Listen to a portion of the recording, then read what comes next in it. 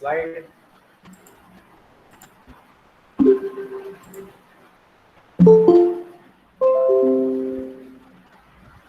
Okay, I hope you are able to see the slide. So we are discussing about various types of research design. So it's continuation of previous session. So in the previous session we have discussed about the exploratory research design. So today we will continue with the conclusive research design, the second type of research design.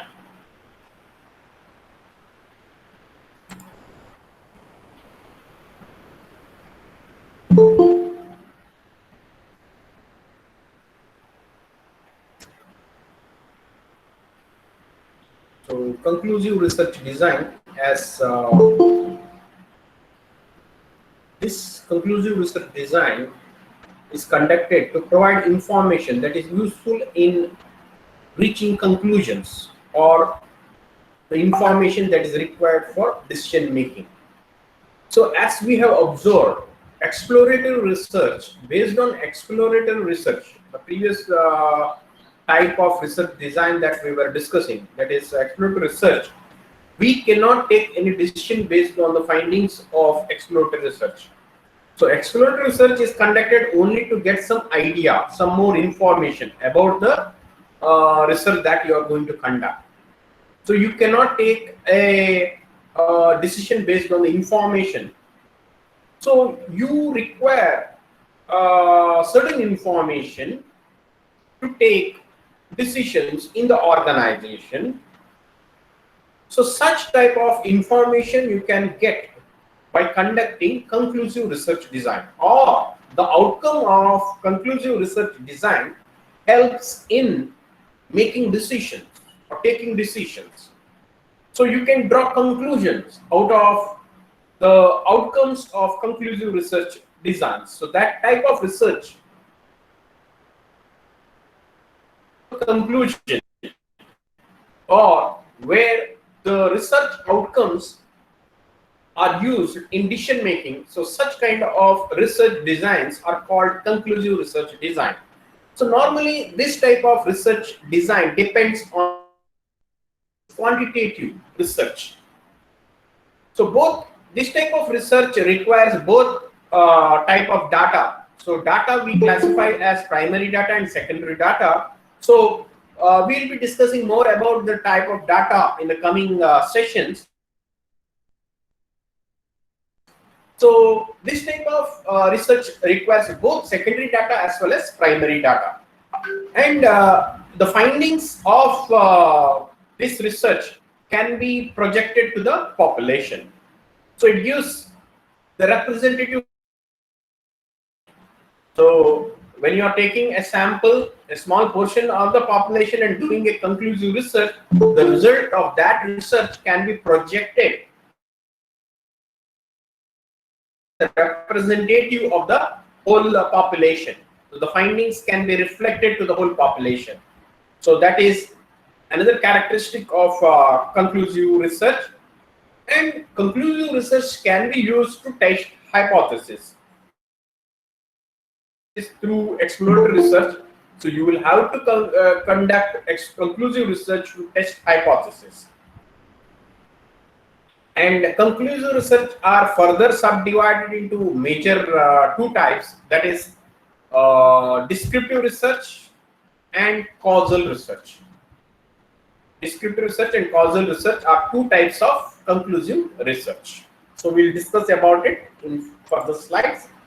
So coming to descriptive research, it is more formal and structured type of research. So you have to compare this with the other type of research that we have discussed, that is exploratory research.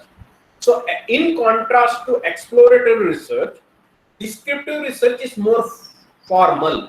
So there we have said that exploratory research is flexible and it is unstructured. So here it is opposite of it. It is more formal and it is very structured. Okay. and it gives a comprehensive and detailed nature. The findings are comprehensive and it is detailed about a particular phenomenon or a person or a customer or a situation. It lacks precision and accuracy of experimental design, but compared to experimental design, so this type of research will not have that much of precision or accuracy. So here in descriptive research, we have further two types of research, that is cross-sectional and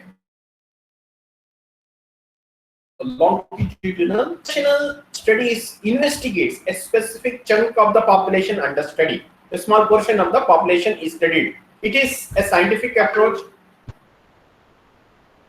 that we have multiple cross-sectional studies, multiple sample analysis at the same time, or different sample at different time. So in multiple cross-section,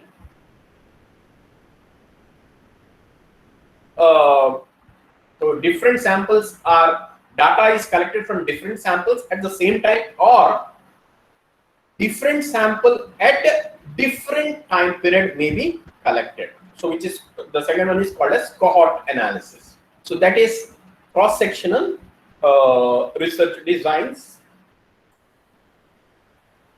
And the other type, the longitudinal studies, a sample of identified population that is studied over a stretched period of time. So here in longitudinal studies, what happens is a sample is studied over a period of time. A sample is taken and data is collected from the same sample over a period of time. Again and again it is collected. So it may be that a particular sample is selected and data is collected at the month end, and again the data is collected in the second month end, and again the data is collected from the third month end from the same sample, and like that it may continue, maybe for 10 months or 1 year or 2 years. The data may be collected from the same sample, So for example, so when such studies may be conducted, so longitudinal studies, suppose you want to study the grocery purchase pattern. Say consumers visit a particular store, a retail store. Say, just imagine you want to study their behavior pattern or purchase pattern, how they are purchasing, how much they purchase, what products they purchase at a time, whether they are paying through cash, whether they are paying through credit cards, okay, whether displays influence them, displays in the retail store, right? So these are different questions of the researcher, which is having some importance. So these studies are done which will help the retailers. Okay, suppose you want to study like that, you want to study the consumer grocery purchase pattern, you want to study, so you can do a longitudinal studies. So that means you may some 1,000 sample, 1,000 customers you will identify. Okay, and this sample is called as panel. Okay, so which you are not going to change. You are not going to change the panel. You are not going to change the sample here. So around 1,000 customers in Mangalore region you are going to identify. You will have you will meet them, you will discuss with them, you will have an agreement with them. As a researcher, you have to contact them, okay, and you will tell them, you will discuss what the of your research, why you would like to collect data from them. Look, data in this particular case may be collected in different ways. Every month, as I said, you are collecting at the end of every month for maybe 1 year or them and collect the data through a questionnaire. Every month you are going to collect. So that is what this particular study is. Okay, longitudinal studies. Like that, or it may be observation. Cameras may be fixed in the retail stores where they visit. and data will be collected like that. So anyways, so those are different ways. But one thing you have to understand here is, from the same set of sample, you are going to collect the data longitudinal studies. Maybe you are doing a study, as I said, for grocery purchase pattern. You want to study how they purchase, how frequently they purchase, how much they spend for each purchase, right? Whether they are paying through credit, whether they are paying through cash. So like that, these questions will be answered or in such studies. So it will help them to answer these questions, right? So repeated measurements of the group over a fixed interval time. That is, you are going to collect data from these samples again and again over a fixed interval time. Fixed interval means, I said, as say every month end, at the month end, say first month end, second month end, third month end, and 2 years they will collect the data from this sample. They will collect the data as, you know, how many times they visited in this month, spend for each visit, what is the purchase, what are the different products they have purchased, whether they have purchased the product by seeing the displays. So like that, whatever, it depends on your research objectives. So what data they are going to collect. So only thing that you have to understand here is, in longitudinal studies, there is a fixed sample and the data is collected from these sample over a fixed interval of time, say maybe 1 year. For every month they will collect like that. So that is a type of descriptive research design. Then we'll come to experimental designs. Experimental design, there are again different types in that. Pre-experimental designs, quasi-experimental design, true experimental, statistical, so like that. So in that we have different types. Say in pre-experimental there is one shot case study, one group pre-test, post-test, static group, and in quasi there are time series, multiple time series, and so on. So these are the different types. We will be discussing some of them. So in that, when we are discussing, you need to be familiar with some of the terms, concepts. So that is independent variable. So one is independent variable. So what is independent variable? Independent variables are variables or alternatives that are manipulated and whose effects are measured and compared. In a study, there will be variables. So broadly, variables may be independent variable and dependent variable, right? So you want to do a study on the sales, effect of price on sales. So that is your purpose. That is your research area. You want to find out the effect of price on sales. So here, price becomes the independent variable. So which you want to test the influence of this variable on the dependent variable like sales. So that becomes independent. Test units are the individuals, organization, or other entities whose response to the independent variables or treatments is being examined. So that means in this case, say it's consumers. Sales happens through consumers. So those become, so whom you are going to collect the data from about the sales. From whom? It is from the consumers, or it may be stores. So you will get the sales figures. Sales figures, where do you get? It is from the stores or consumers, right? So that becomes the test units. Then dependent variables. Here, as I already discussed, so sales in our particular example, sales is the dependent variable. So dependent variables, if you are defining, it is dependent variables are the variables which measure the effect of the independent variables on the test unit. So we are going to measure the effect of price, changes in the price on sales. A particular example. So you can take another example, say independent variable as training. In the HR, training will become an independent variable on the employee performance. Employee performance becomes the dependent variable, like that. So you should be able to identify. what is your dependent variable and independent variable, extraneous variable. So when we see the so many other variables that influence us, which is actually not part of your study. So when I'm talking about sales, you know that sales is all things, say advertisements, economy, competition. So all these effects. So in this particular study, where you want to measure the effect of price on sales, so other variables becomes the extraneous variable, which is actually influencing the dependent variable. Got it? So in our case, as I said, economy,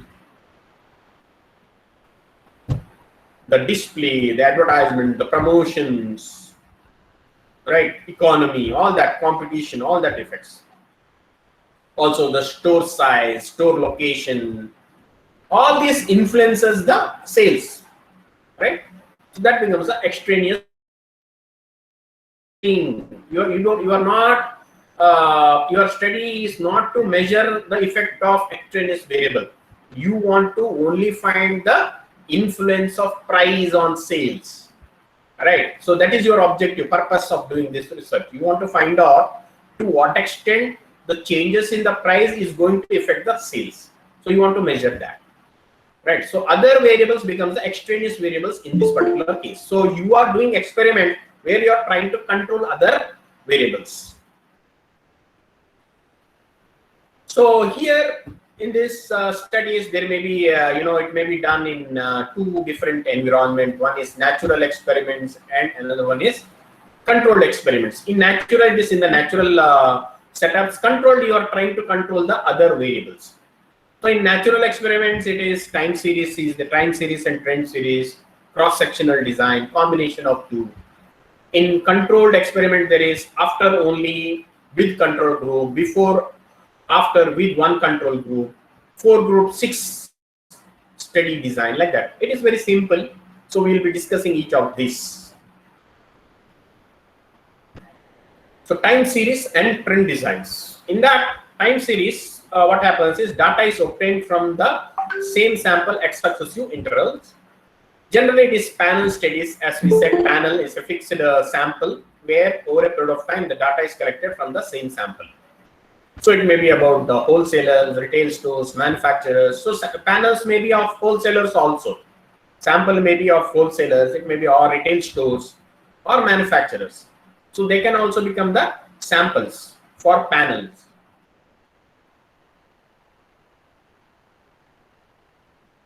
Then next sample in the trend designs. So you're not continuing the same sample. That is the difference between time series designs and trend series. Okay, trend samples.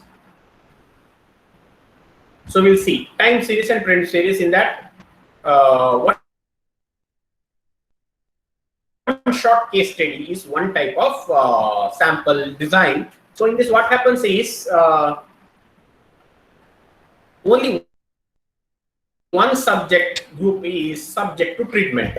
That is X. X is the treatment which you are giving, and A is the and a measurement on the dependent variable which is taken as O. Observation O is the measurement. Okay.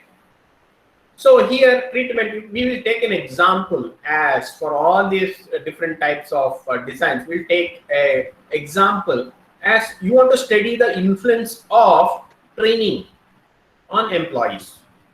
Training to given to employees, you want to measure, okay, that you want to. So we'll take that as an example and try to understand these different types of research designs. One short case study is a type of research design in time series. Okay, so here the treatment here X is the treatment, or in our particular case it is the training. So you want to find out the influence of training on the performance of employees. So X becomes here in our case, in our example, is the training, and O is the measurement. So what you will do, you will measure the performance of the employees. So after the treatment here in the case means after giving the training. So you provide the training for employees and you measure the performance of employees.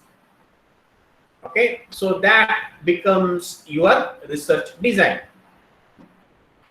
So here R is not present, that is no random assignment of test units. Units are self-selected. So here the training of employees is given to those employees. How they are selected? It is selected, self-selected. The researcher selects the employees for whom the training would be given. So it is not randomly selected. Random means you are going to select randomly without any criteria. But here, the people who will get the training is selected by the researcher. So like this, in simple sense, you are trying to measure the influence of training on the employee performance. So you are giving a training that is X, okay, treatment. Then you are measuring their performance. Okay, so that is a type of research that you are doing, one-shot case study. That's called as one-shot case study. Then one group pre-test and post-test design. So in this, what happens is before and after without control group. Okay. So in the previous method, what happens? You are not actually able to understand the difference after giving the training. So you need to have a measurement before not. So how do you measure if there is really any difference in the performance? So you have to measure the performance before the training also and after the training. Then you compare the performance whether there is any difference. If there is any difference, positive. If there is improvement in the performance of the employees, you will tell that improvement is because of the training. If there is no improvement at all in the performance of the employees after the training, then you will tell there is no effect as that. So how do you know whether there is any difference or not? You should measure the performance of the employees before the training also, so that in this example you will see that this O1, you can see this O1 is the measurement of performance of employees before the training. Then this X represents the training that is provided. O2 is the observation or measurement of performance of the training. So this is one group pre-test and post-test design. So that is, first is a treatment X is administered. Again, a series of periodic measurements on the dependent variable. Again, advanced, a test can be done with an experiment can be done in an advanced manner. So you, instead of making only one observation, so in here that I have explained here is only one observation before the treatment, that is before the training only one observation is done, and after the training again only one observation is done, that is O2 after the training. But what happens, you can make several observations before the training, right? So here if you see this O1 is there, O2 is there, O3 is there, O4 is there. So maybe before training you can measure the employee performance for the previous 4 months. The employee performance in the previous 4 months you can check. Okay, that can be done. January, February, March, April. Each month you will measure their performance. March you will measure, and April also you will measure their performance. Then there will be a training at the end of April. Employees will give the training. Then May you will measure. After the training, May month you will measure the performance. June, July and August, 4 months you will measure. And what you will do, first you will take the average of this O1, O2, O3, O4, that is representing the performance of employees in the month of June, January, February, March, and April month.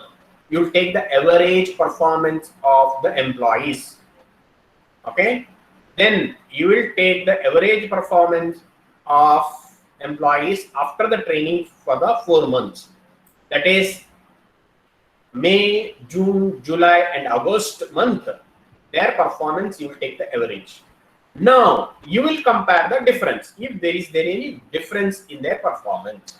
So this is a better experiment compared to the previous one, because slightly there will be variations because of other reasons. So employee performance may change, is it not? It may vary because of different reasons, as we see in how sales is dependent on various other factors. Similarly, employee performance also is related to so many personal factors. It may be influenced, health factors it may be. So that and all you can minimize when you are taking the average. Okay, so it is a better experiment compared to here. So this is called as one group pre-test and post-test design. One group. Okay, only one group is there. Then multiple time series designs are there where control group is added. Okay, so control group is the group where you are not giving any treatment. Okay, treatment is not given. So something in our example, if you want to measure the effect or influence of training on employees, so one group you are giving a training, another group you are not giving any training. Got it? You will measure what is the difference of the performance of these employees. The group which has been given the training, you are not giving any training for them. So what is their performance? So you are going to measure. So that is this, as simple as that. Okay, multiple time series design. So if you see control group is a group. So a measurement of the performance of the control group. So control group means where training is not provided to them. So that is called as control group, where training is given to the other group.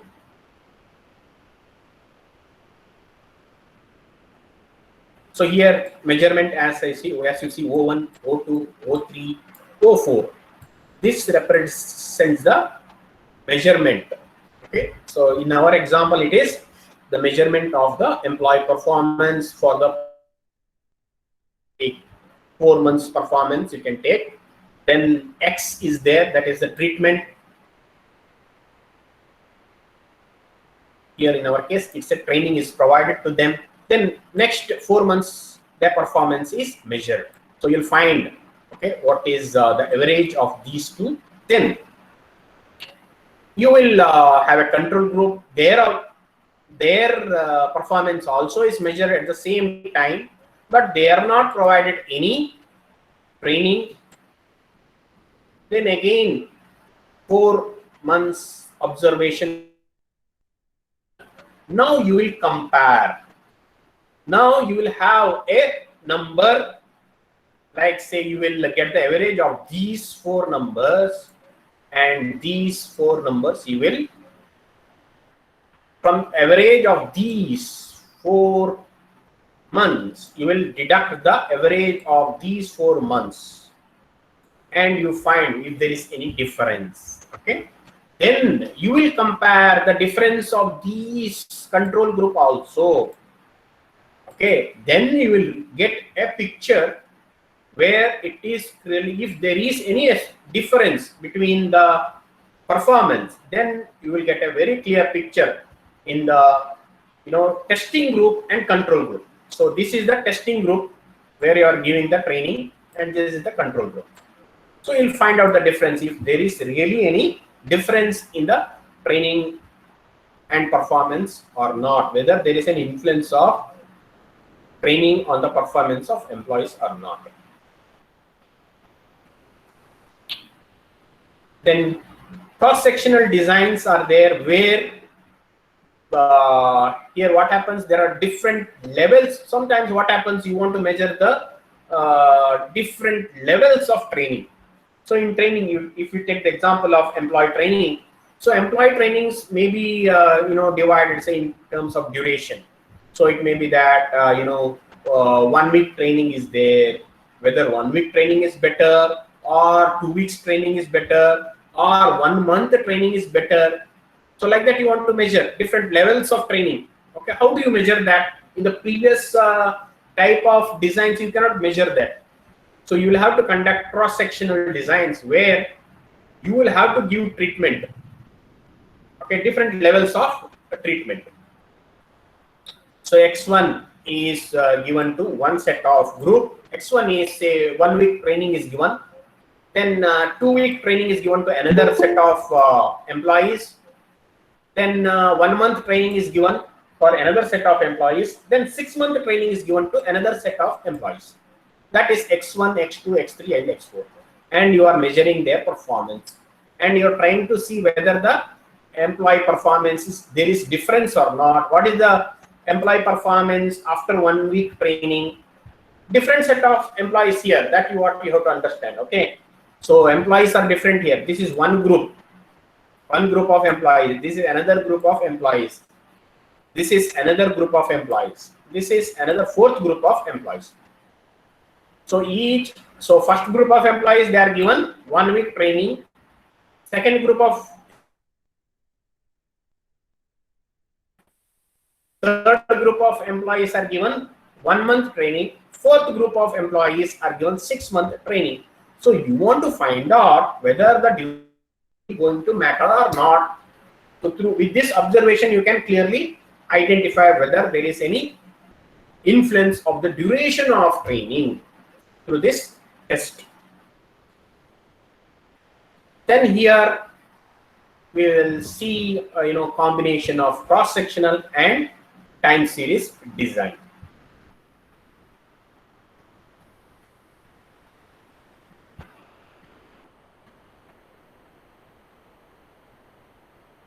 So here what happens is observation 1 is done and the treatment is given.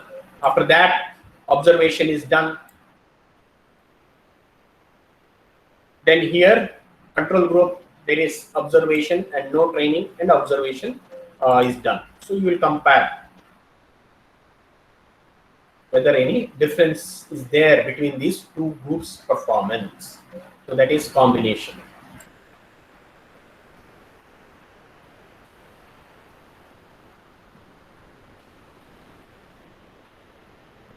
So like that, for other thing in a coming session. Till now, whatever we have discussed, if you have any doubts, you can ask. Otherwise, we'll be closing this session for today. So these are the different types of experimental designs.